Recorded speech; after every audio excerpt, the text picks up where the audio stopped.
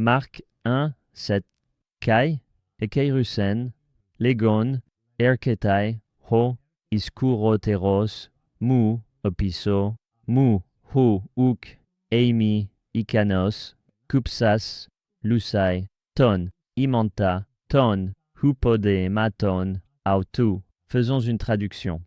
Rappelez-vous que 64% des phrases de Marc commencent par Kai. Donc, nous ne sommes pas surpris ici. Kai et Kéroussen, et il proclamait. Voici un augment et la terminaison à l'imparfait. C'est un imparfait, actif, indicatif, troisième personne du singulier. Et il prêchait, il proclamait l'égon disant. Maintenant, ce légon est ce qu'on pourrait appeler un participe redondant ou pléonastique. Il est inutile. C'est une façon de répéter la même chose, une sorte de style sémitique. Il répondit, disant, il proclama, disant. Et donc, il est souvent omis dans les traductions françaises modernes. Voici maintenant notre sujet, ho iskouroteros.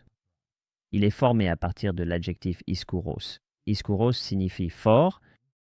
Donc, iskouroteros, plus fort, celui qui est plus fort. Et ensuite, nous avons ici le génitif de comparaison, mu, celui qui est plus fort que moi. Celui qui est plus fort que moi, erketai, il vient, opiso mu.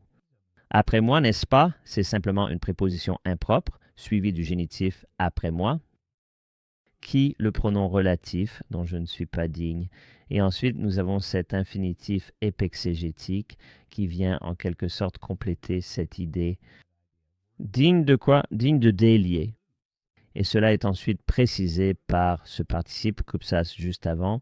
C'est un participe de circonstance concomitante.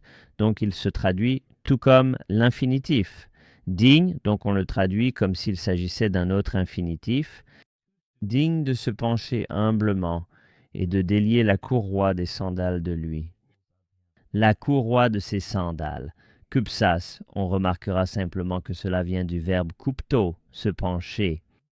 C'est un participe aoriste actif, nominatif, masculin, singulier, de circonstances concomitantes.